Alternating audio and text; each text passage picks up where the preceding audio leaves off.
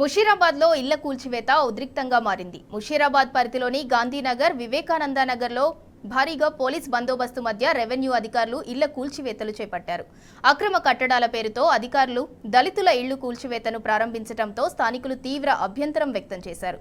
గత 70 ఏళ్లుగా ఇదే ప్రాంతంలో నివాసం ఉంటున్నామని ఇప్పుడు అక్రమ కట్టడాలంటూ కూల్చివేయటం ఏంటని ప్రశ్నించారు.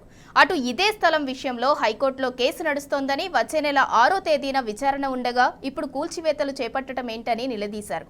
అనంతరం అధికారుల తీరుకు నిరసనగా దళితులు ఆందోళనకు దిగటంతో పరిస్థితి ఉద్రిక్తంగా మారింది.